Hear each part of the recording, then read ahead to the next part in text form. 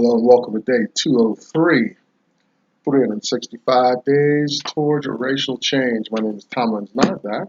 We're here talking about black issues as they relate in life to America, how black people are getting along, if they're doing well or not. I've just been exposed to,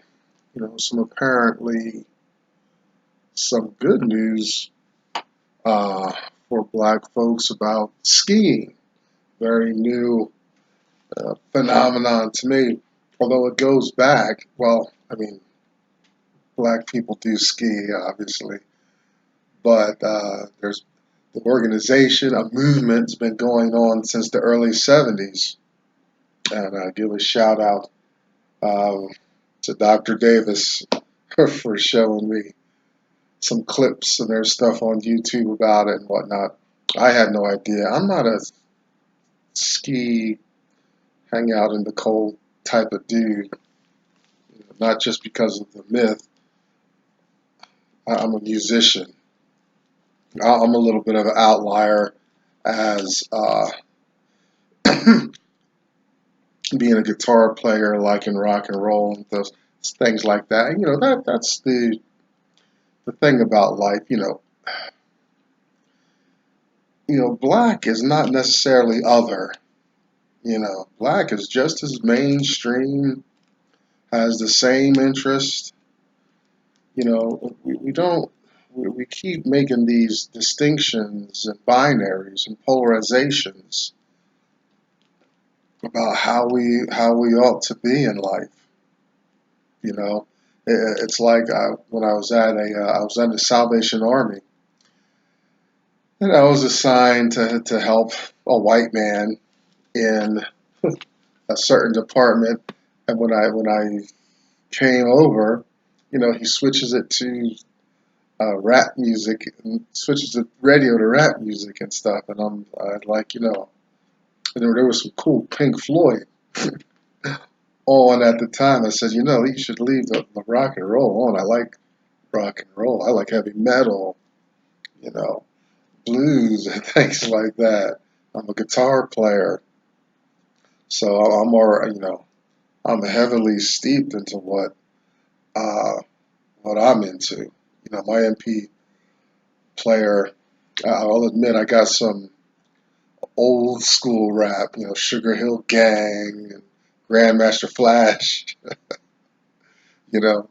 After that, seminal era out in New York, uh, that was it for me in rap. That's as far as we went.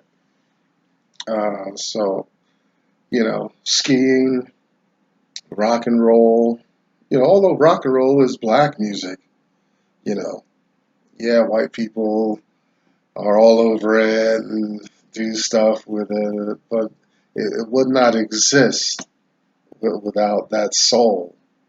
You know that, don't you? That's let's dispel that myth. So black people are in every sector. So the mind of black people in America, you know, do is everything with black people animalistic and primal and primitive and backwards and stuff like that. We influence the world, and it's very sad that we're not compensated appropriately for our influence. It's too bad we don't have it together enough to make it more of a shared experience. Things we introduce to the world, quickly appropriate it, people run with it and make millions on. We need to find a way to gather that, harness that. Conversely, for the white mind, how it, so much is hinges on black energy in the United States, and they like to sit back, I've noticed it at work how they like to. I'm a person given to filling in the gaps appropriately, not showing up and being the boss and ordering people, but putting skin in the game, you know, and that leaves, that takes the responsibility to wait off of the people who's supposed to be bearing it. They get the credit, I get the work, you know, and the white mind needs to, kind of get with that to some degree. Definitely in the blue collar field and whatnot. Remember, I was at a site one time, and the white manager says, go clean up outside. And I took young Spanish guy with me. And so, yeah, we looked there. Outside the door, we cleaned up a little bit. But I didn't like being in that building. I made a whole day of it. You know, I don't have to be instructed. I've been decades at it. I'm supposed to be the boss. I'm supposed to be the head, not the tail. A lot of that's my fault. Yet, we didn't have to come back to the man every 10 minutes and ask what next. And he didn't even care that we took all day. I you know, took the little Spanish young man under my wing, showed him, let's make a day of this, bro, because it's outside, temperature's right for work. Oh yeah, you don't want to be up in that building all damn day. That's what we got to work on that. Both sides, black mind and the white mind. Financial literacy. We've got a politician. Is it Elizabeth Warren? One of the females warning of another economic collapse could be happening. I don't know. I can't keep up with it. I'm not in that position to be on top of that, and it's what are you gonna do about it? See, my financial literacy is like, okay, you know, there's some study I could do, and then I think I can wrap my head around some complicated issues and things like that. Uh, but this time around, if it collapses, it collapses. I'm to a point in life like, people, organizations are messing with life and keep manipulating stuff. They could come out ahead. People on the bottom keep paying more and more, and you know, they they keep they keep it. They don't want everybody too prosperous, and they don't want everybody broke. You know, so they're manipulating the system so that it looks like it cycles and things like that. And that's it's a manipulation that's happening. People, there are very powerful organizations, people, individuals that can contract the money supply, expand the money supply, you know, and come out ahead as they're doing that. It's the people you never see on the news who's doing it. You know, I'm into shadow governments, conspiracy theories, and whatnot. That's a little beyond simple financial literacy, but maybe it might be a good idea to have a way to survive booms and busts in this country, but also do know in some rudimentary way that booms and bust cycles are just that. They're cycles. They're manipulated, created by uh, extreme powers, nameless ones almost. With that, my mind has gotten, cleared up as I've gotten around racial issues. We got to begin with let's begin somewhere. And for me, it was understanding my racial position in the United States of America, land of the free, home of the brave. Um, my experience is decades old, but gaining the knowledge is extremely recent. Hence, and the knowledge was so impactful that I started this year-long uh, blog and video log here on YouTube. A Black History Reader, 101 Questions You Never Thought to Ask. Dr. Anderson, Dr. Claude Anderson, wrote these books I'm going to show you. Black Labor, White Wealth, Search for Power and Economic Justice, and Dr. Anderson's National Plan to Empower Black America, Powernomics. You can find Dr. Anderson at powernomics.com. He articulates my experience as though he's lived my life. And I've never met him. It'd be nice someday to run into him.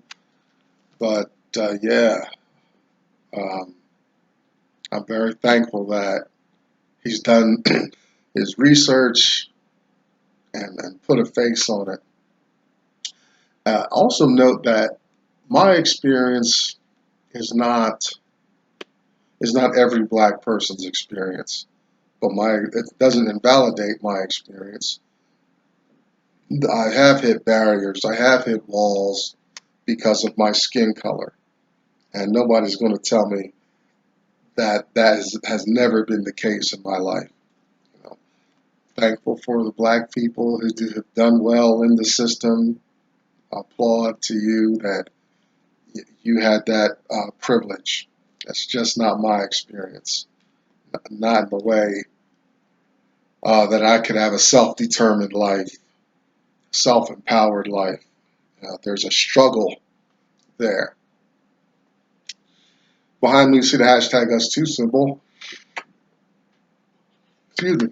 You'll find black women conversing and supporting one another there. Check out Black Enough, BLAGGENUF. I have a Black Facebook experience. I got to check them out. I haven't looked in there in a while. I'm not a big social media guy. It's too engaging. I got other things to do with my life. uh, and finally, we're in an extended series of Uncle Tom's Cabin, Harriet Beecher Stowe's work, fictional life of a slave named Tom and other slave masters, other slaves, a lot of adventures in there. And so we're in an extended series around that, and we not a bad place to do that. We're going to get into serious subjects in another 2 weeks or so, but we want to settle in and get some of this because the stories is moving along. We've laid the foundation, kind of in this middle point. Different characters, different views. We're hearing philosophy and things like that. And so it was just a good idea to let's take some time and settle in, get some continuity to the story, you know. And the chapters now are pretty dense and address, bring up some great talking points that we don't want to be rush over. We look at Uncle Tom's Cabin because there are aspects of the slave life in the mid 1800s that are still reflected today and that we can still find examples of in present day America to a large degree. So still chapter 20, Topsy, and this is part 3, day 203. And just check in on Tom real quick. We haven't heard about Tom for the whole chapter, obviously. And I just want to, you know, here's Tom and I share some traits because, in every community, venue, circumstance, you'll find that person that doesn't need a whole lot of instruction. They don't need to be micromanaged, and you don't need to hold their hand. You can count on them to do and to be exactly what you expect. No different for Tom here, and he's he's out of the story, but he's handling his responsibilities.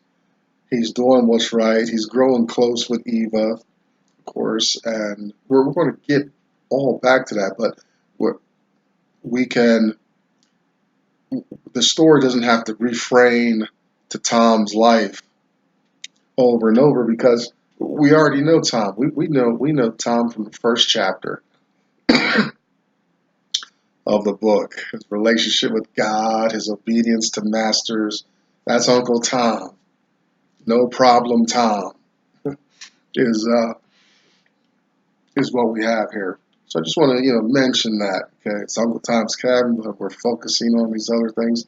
It's because Tom's, if we tell Tom to go rake leaves, put a $10 bill in his pocket, and say get a dozen eggs, he's going to do that and come back.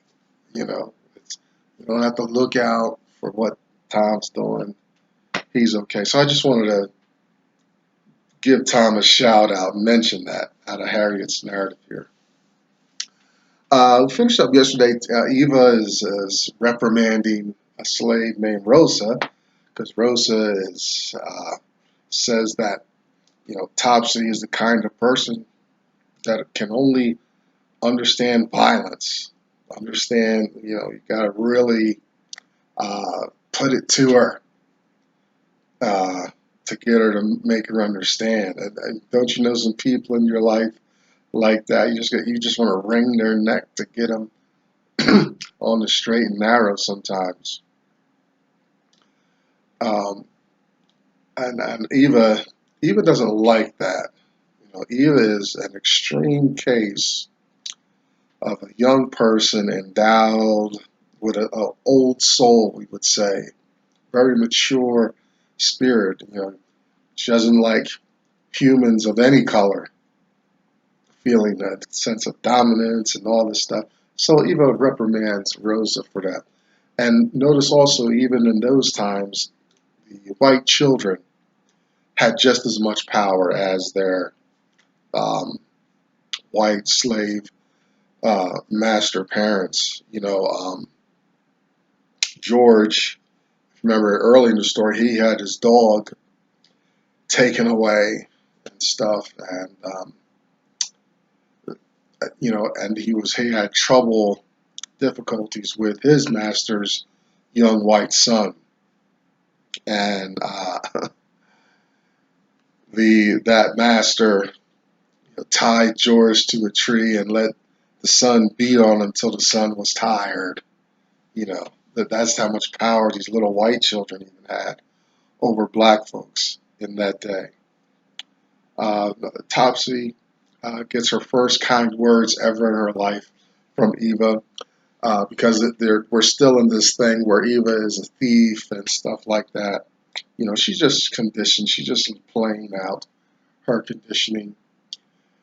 And Eva says, "Look, you just ask me. I'll give you anything." And Eva's being very sincere about that.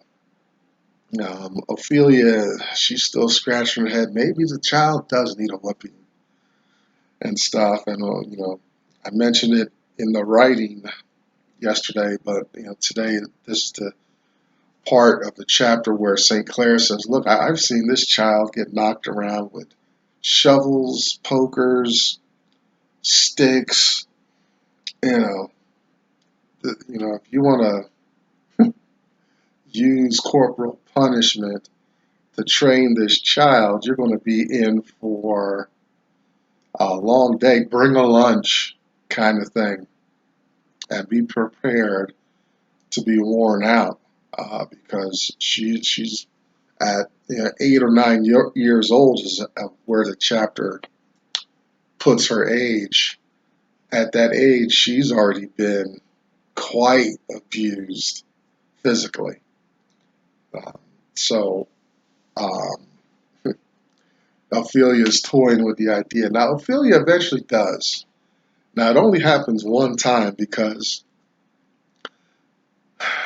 Topsy puts on such a show of being abused that Ophelia, she's just at a loss on this child. But, Ophelia's determined. She's not taking no for an answer. Ophelia will not accept defeat by any means, to any degree, and she's interjecting her character on little Eva here, and it's quite a challenge there.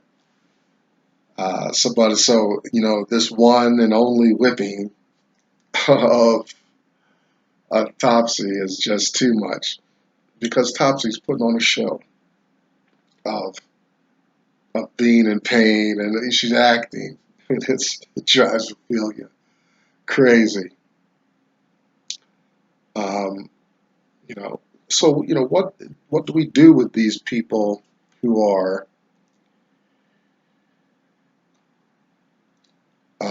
so abused, beaten, hardened, calloused?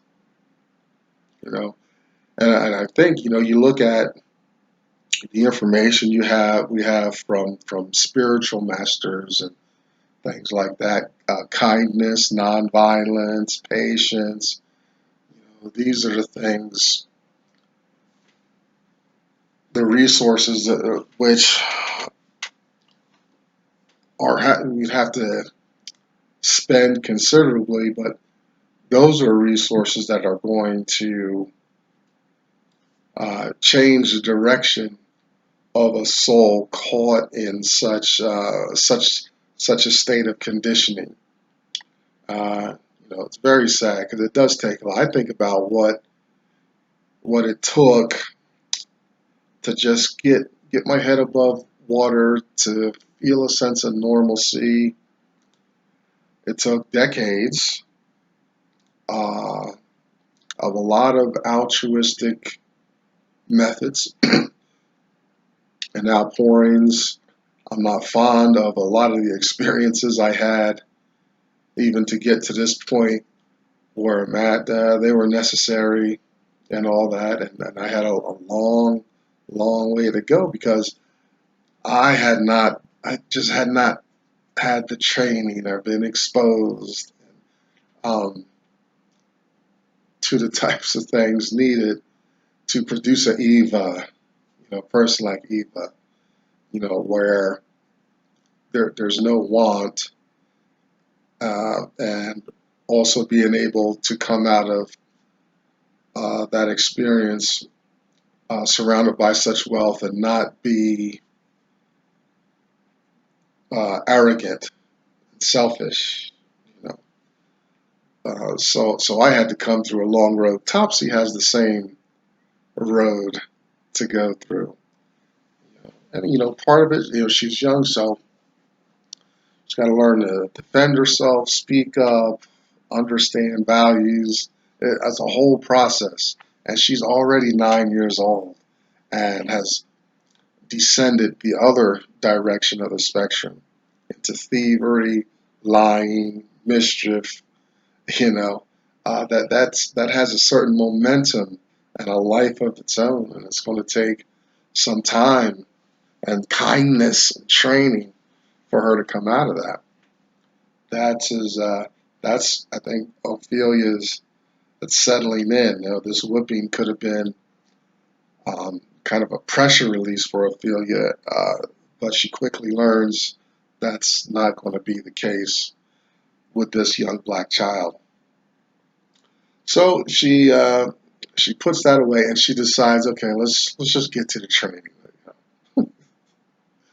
So she's giving Topsy some reading assignments, teaching her to read, gets her on a teach her to sew, gets her on a regular schedule. She excels at the manual labor. The reading is interesting. She learns the reading through more of a memory device, and this is something you'll see in this year's cinema every once in a while with an illiterate person.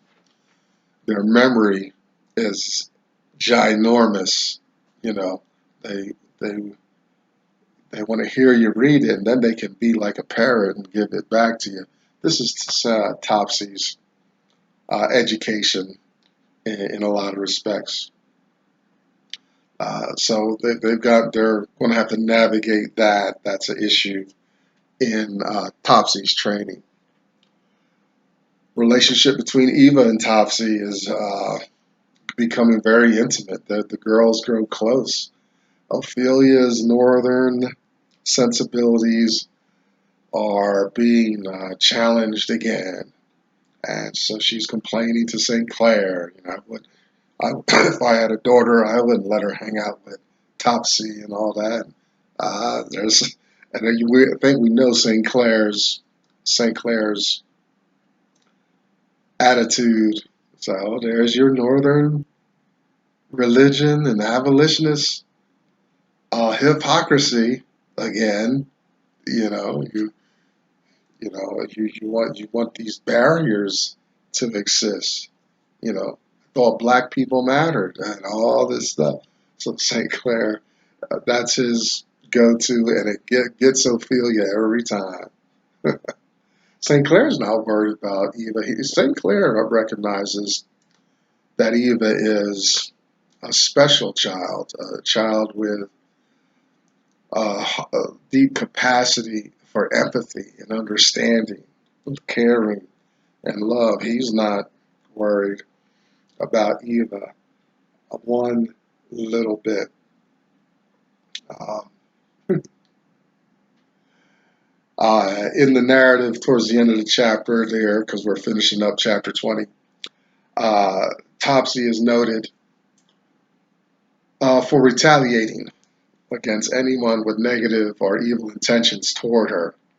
She's not initially received well, but the house slaves learn quickly to keep their opinions quiet and to themselves because once Topsy knows that there's a potential enemy in that space, they meet an accident or their goods are stolen.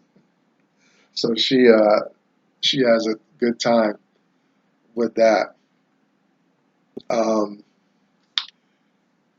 St. Clair is always amused at Topsy's antics. And Ophelia says, "Look, you're not. It's not. I can't train the child if you keep laughing and making jokes." And she runs to you for protection. She's taken to um, whenever she's in trouble, she'll hide behind St. Clair's chair that he's sitting on and have him intercede for her. You know, so she's using her little bit of power, though she's leveraging it quite effectively in the St. Clair home on the plantation.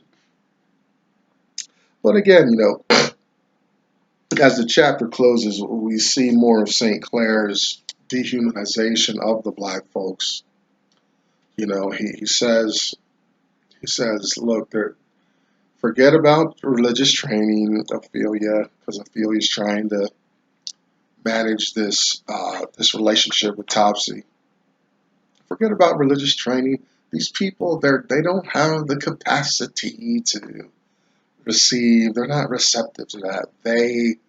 Their black skin just